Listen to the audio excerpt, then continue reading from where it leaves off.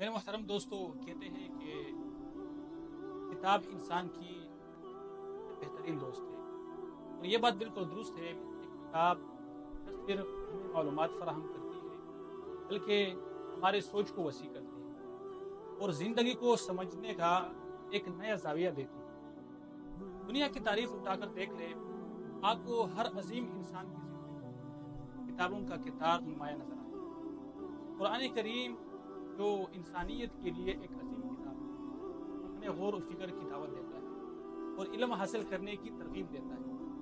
نبی کریم صلی اللہ علیہ وسلم فرماتے ہیں کہ علم حاصل کرنا ہر مرد عورت پر فرض ہے۔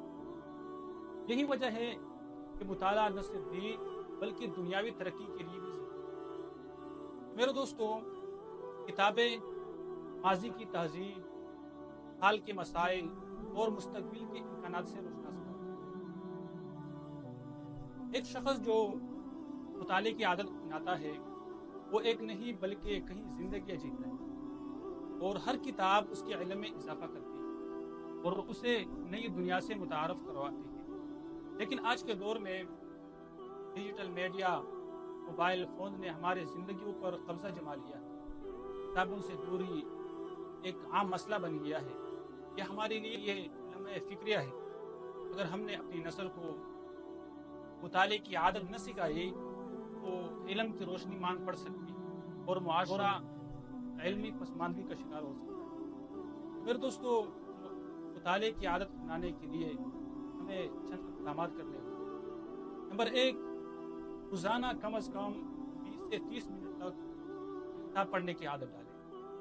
نمبر دو، اچھی اور معیاری کتابوں کا انتخاب کریں۔ نمبر تین، اپنی بچوں کو مطالعے کی اہمیت سکھائیں اور انہیں لائبریری لے جایا کریں۔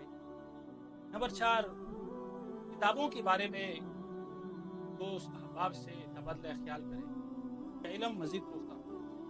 اختتام پر میں آپ سب سے یہ گزارش کروں گا کہ اپنی زندگی میں کتابوں کو شامل کریں اور علم کی دولت سے مالا مال ہو۔ یہ وہ دولت ہے جسے کوئی چرا نہیں سکتا اور جو انسان کو عزت اور وقار عطا کرتی ہے۔ اللہ رب العزت ہمیں علم کی روشنی سے اپنی زندگیوں کو منور کرنے کی